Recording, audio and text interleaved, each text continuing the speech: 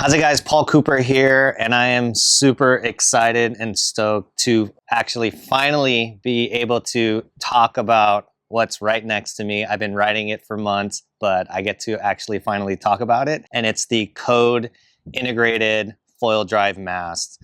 This thing is super sick, really stiff. They're coming out with two sizes. This one is the 11 centimeter, so the pod is a little bit closer to the board. They're also doing a 17 centimeter one. What I found in my personal use with it, the 11 is probably the highest performance integrated mast out of the few that I've tried. Because it's closer to the board, it just has way less drag. Those people who want the most performance out of it, you're not gonna get any drag from pod dips or anything like that. The motoring may be a little bit less efficient than you would have with the 17. The 17 one definitely has a little bit more efficient motoring, but it also has a little bit more drag. The pod's gonna enter the water a little bit earlier. Both insanely stiff. Like, I didn't have any issues as far as stiffness is concerned with these. And then paired with all the super insane Code foils, the X series is what I enjoy the most. I would say the major takeaways that I have when it comes to the pod height, basically the only difference, they're both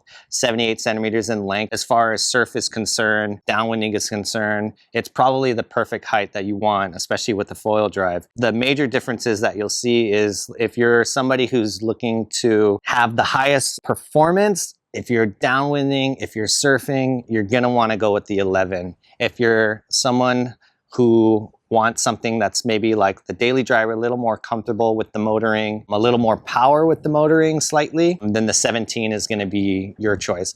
Also, I'll say this, another major difference between the two is the type of conditions that you're gonna be involved in. So if you're somebody who does a lot of upwind, downwind, so you're going through chop a lot, you're gonna wanna go for that 17. If most of your conditions are relatively smooth, or even if you are downwinding, but you're not doing a lot of upwinding, and I'm not saying that the 11 can't go upwind, but the 17 will definitely go upwind a little bit easier than the 11. Those are kind of the differences when you want to think about which height that you want to go with. You will not be disappointed if you pick either of them. Yeah, it's such a loaded question. Which one would I pick over the other if I had to? I think if I had to, I would probably go with the 17 just because it's a little more all around. The motoring is great, but that's hard because then I will be sacrificing performance, and I'm kind of all about performance. I think I'm going to go with the 11.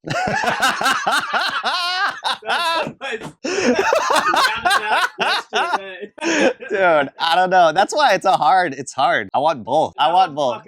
I know. But yeah, but that's why it's like, I can't even say, if I'm going to do a contest, you and I had the conversation about it. And if I was going to do a contest, then yeah, I'm going to pick the 11 all day because I'm not worried about going upwind. I am concerned about having the most performance with the pod being closer to the board. It doesn't drag. I would notice the 17 when I would do turns and be low, I could feel it kind of dragging here and there, which I don't feel with the 11. When I do ride places that's choppy and I have to go upwind, then I'm on the 11. I'm just like, oh, this is a little bit difficult. It's not impossible, but it definitely is a lot more work. The 17, I feel like, has a little more kick and power, especially on the get. I don't know. I want both. Yeah.